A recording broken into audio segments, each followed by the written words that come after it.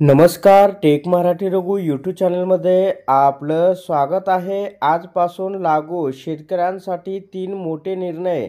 राज्य शासनाने सौर ऊर्जेवर आधारित कृषी पंप देण्यावर भर दिला आहे। मात्र भौगोलिक परिस्थितीनुसार सौर पंप देणे शक्य नसल्यास त्या ठिकाणी पारंपरिक कृषी पंप देण्याबाबत शासन विचार करेल।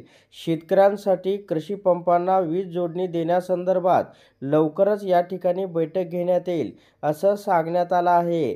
तर बांधावर जाऊन शेतमाल खरेदीमध्ये शेतकऱ्यांची फसवणूक झाल्याचे प्रकार राज्यात निदर्शनास येत आहेत। त्यामुळे बांधावर जाऊन शेतमाल खरेदी करणाऱ्या व्यापाऱ्यांना संबंधित कृषी उत्पन्न बाजार समितीचा परवाना बंधनकारक करण्यात येणार आहे। परवाना असलेल्या व्यापाऱ्यांनाच संबंधित क्षेत्रावर बांधावर जाऊन शेतमाल खरेदीची परवानगी देण्यात येईल असे पणन मंत्री यांनी सांगितलेले आहे।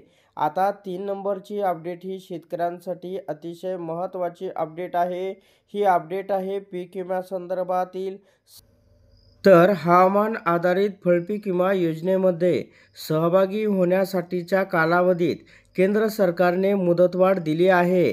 केंद्र आणि राज्य शासनाच्या योग्य समन्वयामुळे पीक विमा काढण्यासाठी शेतकऱ्यांना आता 6 जुलै 2025 पर्यंत अर्ज करता येणार असल्याने राज्यातील फळपीक शेतकऱ्यांना दिलासा मिळाला असल्याचं कृषी मंत्र्यांनी म्हटलेलं आहे।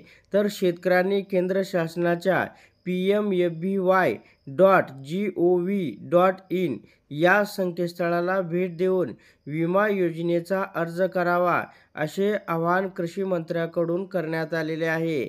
तर अशा प्रकारे राज्यातील शेतकऱ्यांसाठी हे 3 सर्वात मोठे निर्णय होते। अशा प्रकारच्या महत्त्वपूर्ण अपडेट जाणून घेण्यासाठी आताच आपल्या टेक मराठी रघु यूट्यूब चॅनलला जास्तीत जास्त शेअर व सबस्क्राईब करा।